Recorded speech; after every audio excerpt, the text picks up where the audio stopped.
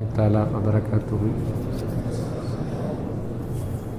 الحمد لله رب العالمين والصلاة والسلام على سيد المرسلين وعلى آله وأصحابه أجمعين.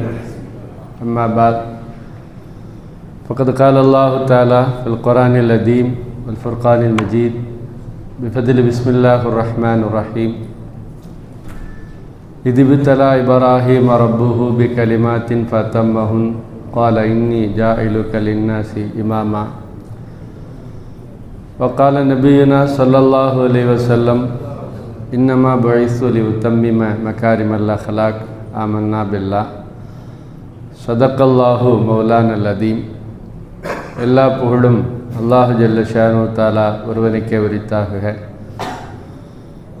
நமது நாயகம் ஸல்லல்லாஹு அலைஹி வஸல்லம் அவர்கள் முதற்கொண்டு அன்னாரை முழுமையாக நேசித்து முறையாக பின்பற்றி வாழ்ந்த சத்திய சஹாபாக்கள், தாபீன்கள், தபா தாபீன்கள், அவுலியாக்கள், அக்குதாபுகள், ஷுஹதாக்கள், நாதாக்கள், நல்லடியார்கள், இங்கே குழுமியிருக்கிற நம் எல்லோரின் மீதும் அல்லாஹினுடைய சாந்தியும் சமாதானமும் நிறைவாக நின்று நிலவட்டுமாக.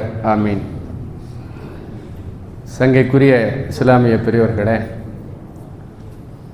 இந்த துல்காதா மாதத்தில் உலக நாடுகளில் இருந்தெல்லாம் முஸ்லிம்கள், ஹாஜிகள் திரு காபாவை நோக்கி பயணப்பட்டு கொண்டிருக்கிறார்கள். லட்சோப லட்சம் ஹாஜிகள் அங்கே பயணப்படுகிறார்கள். அல்லாஹு தாலா அவர்களுடைய ஹஜ்ஜுகளை ஹஜ்ஜே மக்பூலாக, மபுரூராக, ஒப்புக்கொள்ளப்பட்ட அங்கீகரிக்கப்பட்ட ஹஜ்ஜாக அல்லாஹு தாலா ஆக்கல் புரிவானாக. நம் எல்லோருக்கும் மீண்டும் மீண்டும் திரு காபாவை சந்திக்கக்கூடிய பாக்கியத்தையும் பெருமானாரை ஜியாரத் செய்யக்கூடிய நசீபையும் வல்ல நாயன் வழங்குவானாக. ஆமீன். ஹஜ்ஜினுடைய அமல்கள் நாம் நிறைய கேள்விப்பட்டிருப்போம். ஹஜ்ஜி என்பது மற்ற வணக்கங்களைப் போலல்லாமல் நபி இப்ராஹிம் அலைஹிஸ்ஸலாம் அவர்களும் அவர்களது குடும்பத்தார்களுக்கு நடந்த ஒரு சராசரியான நிகழ்வு. இது வணக்கமாக்கப்பட வேண்டும் என்கிற நோக்கத்திலோ அல்லது இப்படி ஒரு வணக்கத்தை நீங்கள் செய்ய வேண்டும் என்கிற விதியின் பேரில் அவர்கள் செய்யவில்லை. சராசரியாக இறைவனது உத்தரவை அவர்கள் செயல்படுத்தினார்கள். அது அல்லாஹுக்கு பிடித்து போனது.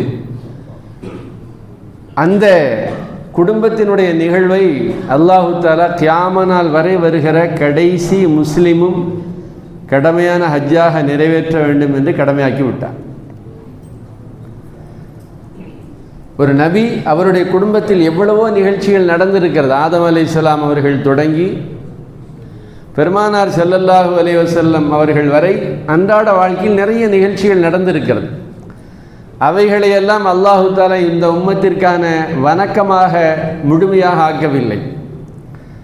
ஆனால் நபி இப்ராஹிம் அலைஹிஸ்ஸலாமினுடைய வாழ்வில் நடந்த ஒரு நிகழ்வை, சில செயல்களை கியாமத்து நாள் வரை வருகிற எல்லோரும் கடமையாக, கட்டாயமாக செய்தாக வேண்டிய ஒரு வணக்கமாக அல்லாஹ் அங்கீகரித்திருக்கிறான் என்றால் இதற்கு பின்னால் இருக்கிற ரகசியம் என்ன? ஏன் அல்லாஹ் அதை அப்படிப்பட்ட ஒரு வணக்கமாக, கடமையாக ஆக்கியிருக்கிறான் என்பதை சிந்தித்து பார்க்க வேண்டிய பொருத்தமான தருணமாக நாம் இதை கருதுகிறோம். சங்கைக்குரிய பெரியவர்களே, நபி இப்ராஹிம் அலைஹிஸ்ஸலாம் அவர்களை பற்றி அல்லாஹ் இப்படி சொல்லுகிறான்: இதிபித்தனா இப்ராஹிம் ரப்புஹு பி கலிமாத்தின். இப்ராஹிம் அலைஹிஸ்ஸலாம் அவர்களுக்கு அல்லாஹ் சில காரியங்களை கொண்டு பரீட்சை வைத்தான், சோதித்தான். பார்த்தம்மஹுன்ன, அதை அவர்கள் முழுமையாக நிறைவேற்றினார்கள். அதில் அவர்கள் எந்த குறையும் வைக்கவே இல்லை. அப்பொழுது அல்லாஹ் சொன்னான்: இன்னி ஜாயிலுக லின்னாசி இமாமா, உங்களை நான் மக்களின் தலைவனாக ஆக்குகிறேன். உலக மக்கள் உங்களை பின்பற்றக்கூடிய ஒரு தலைவராக, தன்னிகரற்ற தலை சிறந்த தலைமைத்துவத்திற்குரியவராக உங்களை ஆக்குகிறேன் என்று அல்லாஹ் சொன்னான். சொன்னதை போலவே இன்றைக்கு உலக மக்கள் ஹஜ்ஜி என்கிற வணக்கத்தின் வழியாக நபி இப்ராஹிம் அலைஹிஸ்ஸலாம் அவர்களை பின்பற்றுகிறார்கள். இன்னும் சில தினங்களில் ஈதுல் அல்ஹாவுடைய தினத்தன்று குர்பானி கொடுக்க போகிறோம். அதுவும் நபி இப்ராஹிம் அலைஹிஸ்ஸலாம் அவர்களால் உண்டாக்கி தரப்பட்ட ஒரு வழிமுறை இல்லையா? அப்படி என்றால் இந்த இடத்தில் உம்மத் முஸ்லிம் சமுதாயம் நபி இப்ராஹிம் அலைஹிஸ்ஸலாம் அவர்கள் ஒப்பற்ற ஒரு தன்னிகரற்ற தலை சிறந்த தலைவராக மாறுவதற்கு எந்த பண்புகளை அல்லாஹ் அவர்களிடத்தில் கூறுகிறான் என்பதை நாம் படிப்பினையோடு பார்க்க வேண்டும்.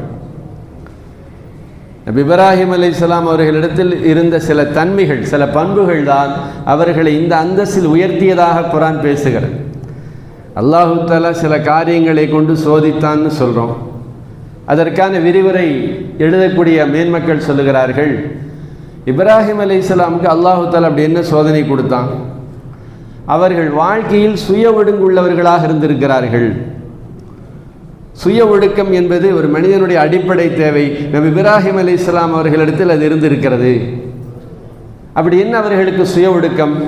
அந்த காலத்தில் மனிதர்கள் மிருகங்களைப் போல் வாழ்ந்து கொண்டிருந்த காலங்களிலே நபி இப்ராஹிம் அலைஹிஸ்ஸலாம் அவர்களுக்கு இன்றைக்கு நாம் அடிப்படையாக கருதக்கூடிய பல வாழ்வியல் ஒழுக்கங்களை அல்லாஹ் கடமையாக்கினான். உதாரணத்திற்கு பல் துலக்குவது, நகம் வெட்டுவது, தாடியை நீளமாக வைப்பதும், மீசைகளை கத்தரிப்பதும், உடலில் இருக்கக்கூடிய களைய வேண்டிய மறைவான பகுதியில் இருக்கக்கூடிய ரோமங்களை களைவதெல்லாம் அன்றைக்கு அவர்களுக்கு கடமையாக்கப்பட்டது. சங்கைக்குரியவர்களே, இது பெரிய விஷயம் அல்ல. ஆனால் ஒரு கலாச்சாரம், காட்டு மிராண்டிகளாக வாடுகிற ஒரு கலாச்சாரத்தில் தினசரி நியமமாக நீங்கள் தலை வார வேண்டும் என்பதும், உங்கள் மீசைகளை உதடுகளுக்கு கீழே வளர விடக்கூடாது, கத்தரித்து கொள்ள வேண்டும் என்பதும், தாடியை நீங்கள் அழகுபடுத்திக் கொள்ள வேண்டும் என்பதும், பல் துலக்க வேண்டும் என்பதும், நகங்களை தூய்மையாக வைத்துக் கொள்ள வேண்டும், உங்கள் ஆடைகளை நீங்கள் தூய்மையாக வைத்துக் கொள்ள வேண்டும், உடலின் எந்த பகுதிகளிலேயும் அழுக்குகள் சேராமல் தூய்மையாக பார்த்து கொள்ள வேண்டும் என்கிற நாகரிகத்தை அல்லாஹ் அன்றைக்கு கடமையாக்கினான். நபி இப்ராஹிம் அலைஹிஸ்ஸலாம் அதை முழுமையாக செய்தார்கள். அப்படின்னா ஒரு மனிதன் தலைமைத்துவத்தை அடைவதற்கு நபி இப்ராஹிம் அலைஹிஸ்ஸலாம் உலகத்தில் ஒப்பற்ற தலைவராக, மக்களால் பின்பற்றப்பட தகுந்த தலைவராக மாறுவதற்கு முன்னால் அவர்கள் செல்ஃப் டிசிப்ளின் அவர்களுக்கு இருந்திருக்கிறது.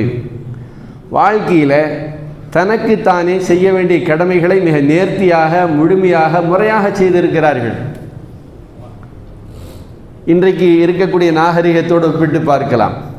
மிரட்டுகிற மீசை கொண்ட முகங்களை பார்க்கிறோமா இல்லையா? கடா மீசைங்கிறாங்க, கரடுமுரடான தோற்றங்களோடு பார்க்கிறோம். மனிதர்கள் பார்ப்பதற்கு வசீகரிக்கக்கூடிய தோற்றத்தில் இருக்க வேண்டும். அன்றைக்கே நபி இப்ராஹிம் அலைஹிஸ்ஸலாம் அவர்கள் வசீகரமான தோற்றம் உள்ளவர்களாக இருந்திருக்கிறார்கள். இந்த பல் துலக்குவது, மிஸ்வாக்கெல்லாம் ஹதீஸில் வரும்போது இது ஞாபகத்திற்கு வருகிறது தானாகவே. பள்ளிக்கூடங்களில் பேரண்ட்ஸ் மீட்டிங் நடக்குது, பெற்றோர்கள் வரவழைக்கப்படுகிறார்கள். இப்போ பிள்ளைகளை பற்றி ஆசிரியர்கள் பெற்றோர்களிடத்தில் சில முறையீடுகளை வைக்கிறார்கள்.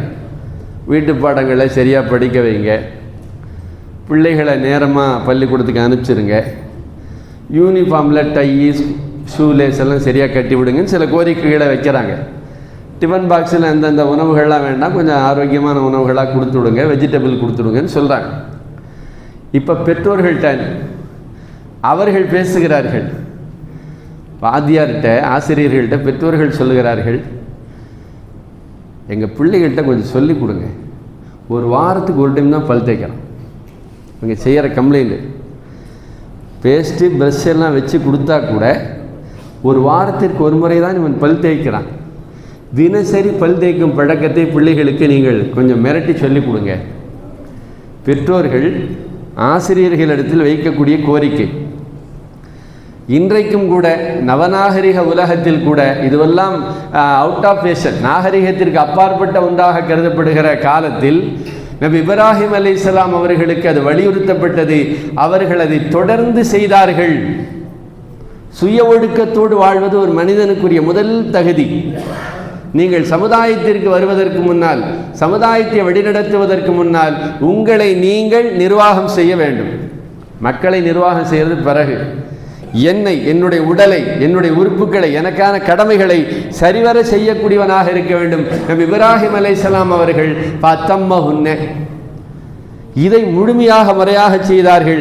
எந்த இடத்திலேயும் அவர்கள் இதை போனா போட்டு நாளைக்கு பார்த்து கொள்ளலாம் என்று நபி இப்ராஹிம் அலைஹிஸ்ஸலாம் அவர்களின் மேனியில் அழுக்குகளையோ அசுத்தங்களையோ பார்க்க முடியாது. அப்போது நபிமார்களிடத்தில் நாம் எடுத்துக்கொள்ள வேண்டிய முதல் பண்பு, குறிப்பாக தலைமைத்துவத்திற்கான முதல் பண்பாக சுய ஒழுங்கோடு வாழ வேண்டும். பெருமானார் ஸல்லல்லாஹு அலைஹி வஸல்லம் சொல்லுகிறார்கள், சிறு வயதில் மக்காவில் பாட்டு கச்சேரி நடக்கும். எனக்கு கேட்கணும்னு ஆசையாகவும் இருக்கும். பாட்டு கச்சேரி நடக்கக்கூடிய இடங்கள், திருமண வீடுகளில் முதல் நாளில் அன்றைக்கு பாட்டு கச்சேரி. நான் எப்படியாவது கேட்கணும்னு நினச்சிக்கிட்டு போய் உட்காருவேன். பாட்டு கச்சேரி வர்றதுக்கு முன்னாடியே அங்கே போய் உட்காருவேன். என்னமோ தெரியல, தூக்கம் வந்துடும். நல்லா தூங்கிடும். ஒரு கச்சேரியை கேட்கவே முடியாது. அடுத்த நாள் எப்படியாவது பாட்டு கச்சேரியை கேட்டுவிட வேண்டும் என்று ஆசைப்பட்டு சென்றேன். மீண்டும் எனக்கு அதேபோல் தூக்கம் வந்தது. நான் முடிவெடுத்து கொண்டேன், ஏதோ ஒன்று நம்மை தடுக்கிறது. வரலாறுகள் எழுதப்பட்ட செய்தி ஒன்று. ரெண்டாவது, காபாவை கட்டுகிற பணி. நபி பெருமானார் ஸல்லல்லாஹு அலைஹி வஸல்லம் சிறுவயதாக இருக்கிற போது காபாவை கட்டுகிற பணி, சிலர் மண் எடுத்து வர வேண்டும், சிலர் செங்கல் எடுத்து வர வேண்டும். நான் கல் எடுத்து வருவதற்காக வேண்டி சிறுவர்களெல்லாம் வேட்டியை கழட்டி அது மேலே செங்கல்லை வச்சு எடுக்க போனாங்க.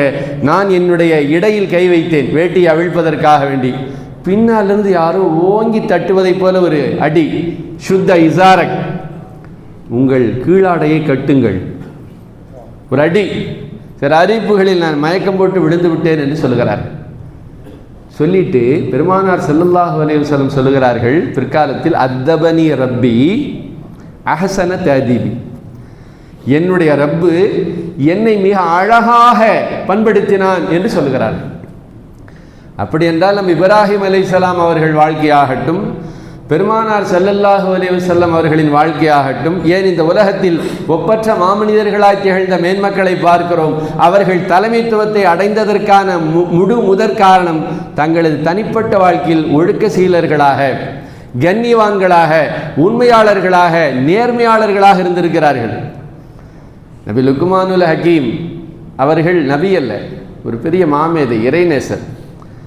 அவருடைய ஆரம்ப கால வரலாறு ஆடு மேய்த்து கொண்டிருந்தார். பிற்காலத்தில் அவர் பெரிய மாமேதியாக, ஒப்பற்ற கல்விமானாக, பல பாகங்களில் இருந்தெல்லாம் அவரிடத்தில் வந்து கல்வி கற்றுக்கொண்டு செல்லக்கூடிய அளவிற்கு ஒரு சிறந்த மேதையாக இருக்கிறார். அப்போது ஒருத்தர் கேட்குறார், எங்க நீங்களும் நானும் ஒரு காலத்தில் காட்டில் ஆடு மேய்ச்ச ஞாபகம் இருக்கா? ஆமாம். ஒரு கடைநிலை ஊழியராக இருந்த நீங்கள் இவ்வளவு பெரிய உயர்ந்த பதவியை அடைந்ததற்கான காரணம் என்ன? நானும் தான் ஆடு மேய்ச்சேன், இன்றைக்கி வரைக்கும் ஆடு தான் மேய்ச்சிக்கிட்டு இருக்கேன்.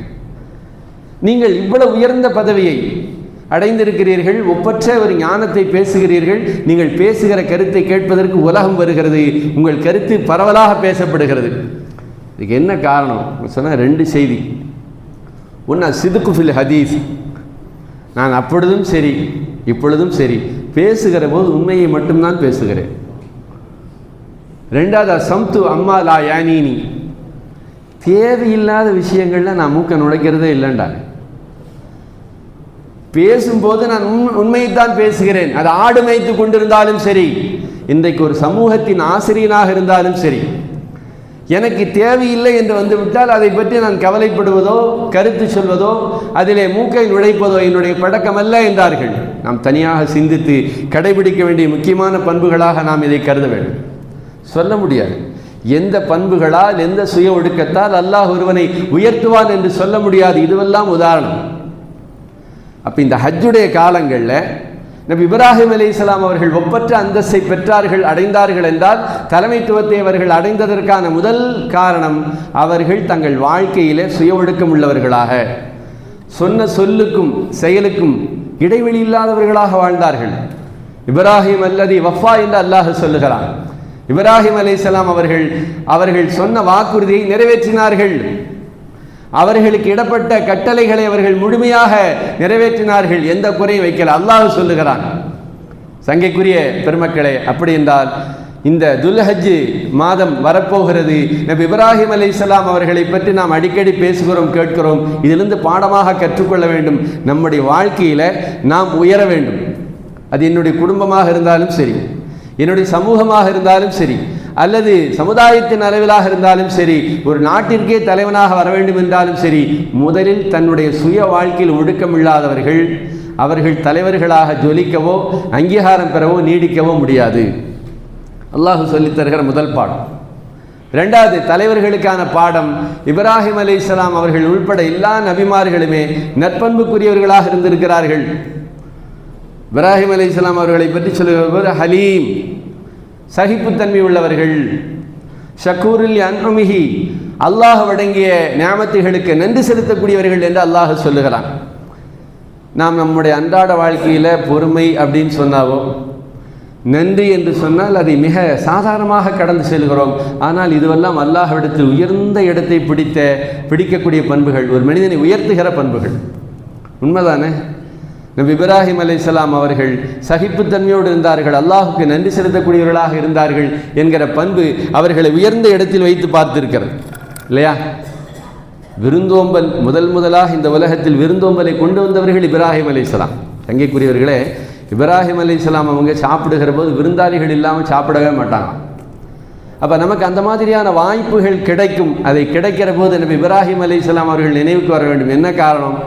அவர்கள் விருந்து கொடுத்ததையும் அதற்கு அவர்கள் எடுத்துக்கொண்ட முயற்சிகளையும் குர்ஆன் பேசுகிறது.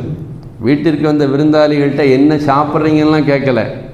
விருந்தாளிகள் வந்த உடனே பொரித்த கரியை சுட்டு கொண்டு வந்து வைத்தார்கள்.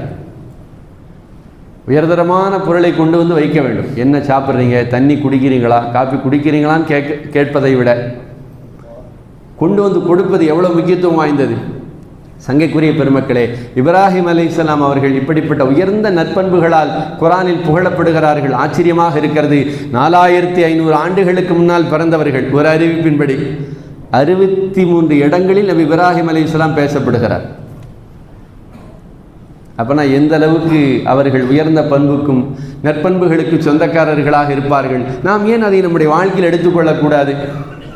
பெருமானார் ஸல்லல்லாஹு அலைஹி வஸல்லம் அவர்கள் மக்களின் மனதில் இடம் பிடித்தவர்களாக இருந்ததற்கான காரணத்தை அல்லாஹ் சொல்லுகிற போது, வலவ் குன்த ஃபல்லன் கலீலல் கல்பி லன் ஃபல்லு மின் ஹவ்லிக், பெருமானாரோட எப்பயும் ஒரு கூட்டம் இருந்துக்கிட்டே இருக்கும்.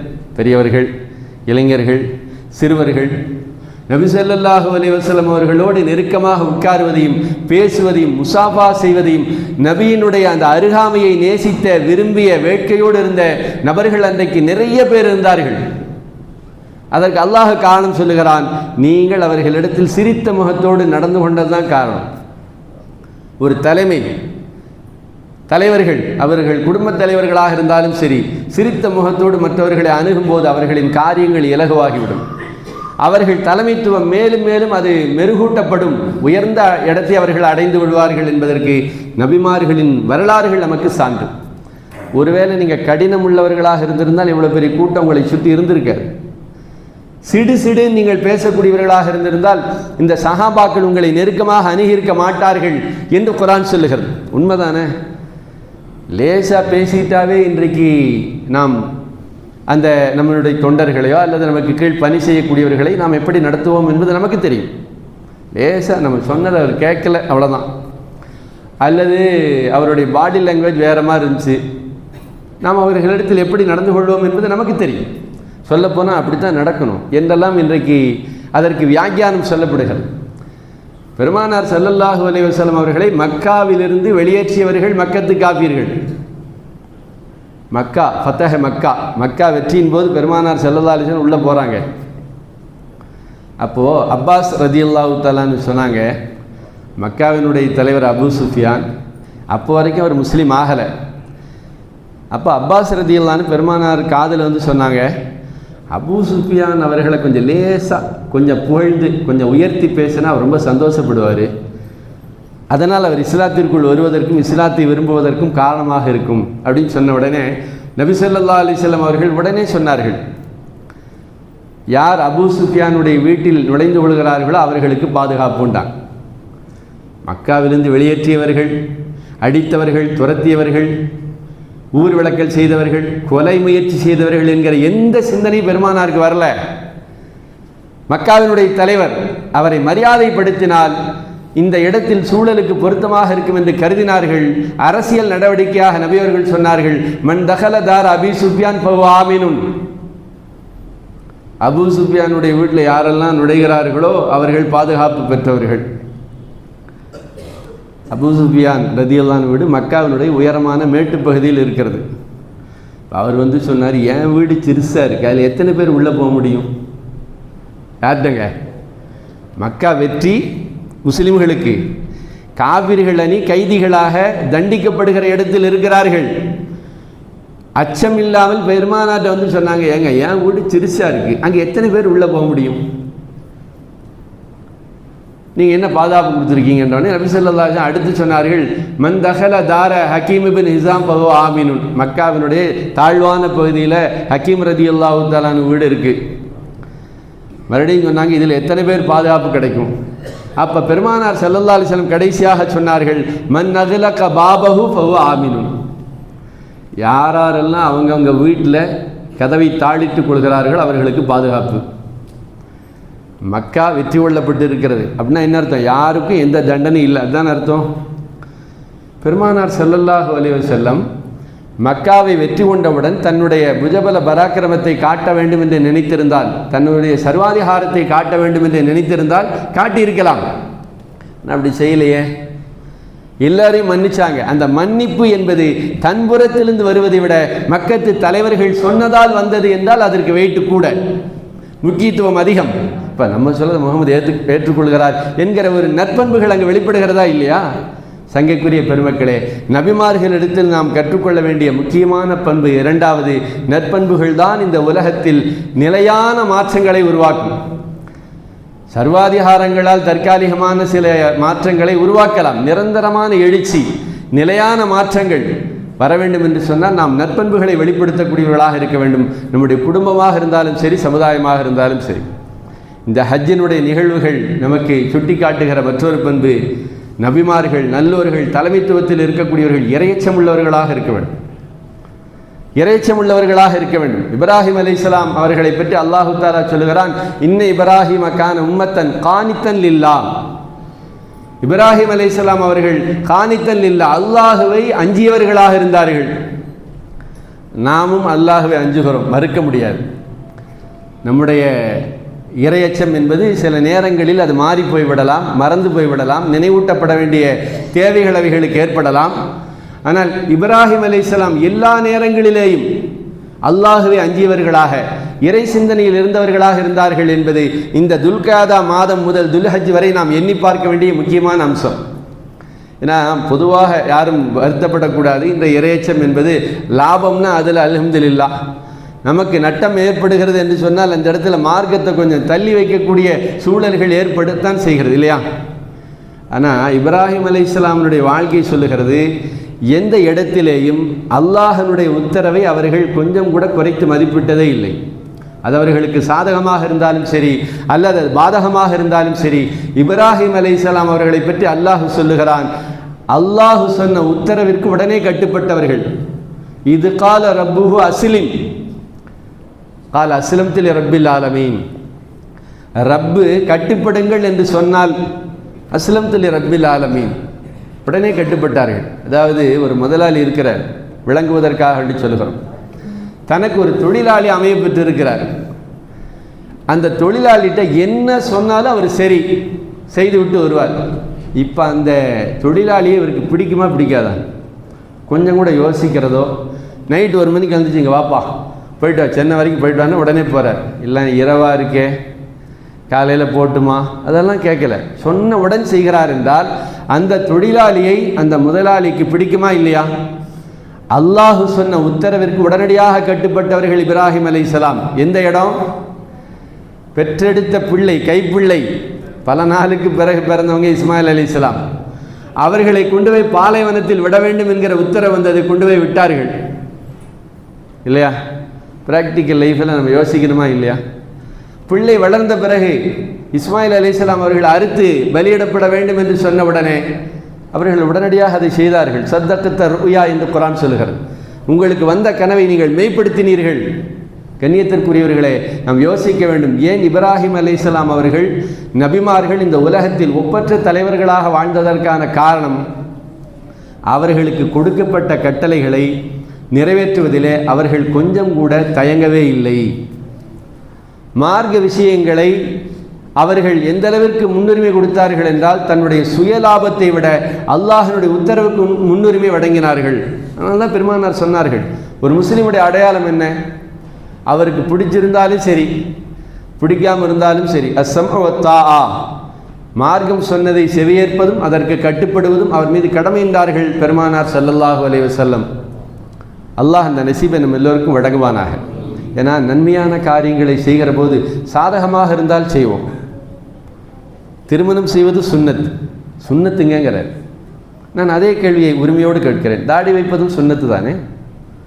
அது சுன்னத்து இல்லையா? ஒரு வாலிபர் திருமணம் முடிக்கிறார். திருமணம் முடிப்பது சுன்னத், வரவேற்கிறோம். கோலாகலமாக செய்யுங்கள் மார்க்கம் சொன்ன வரையறைப்படி.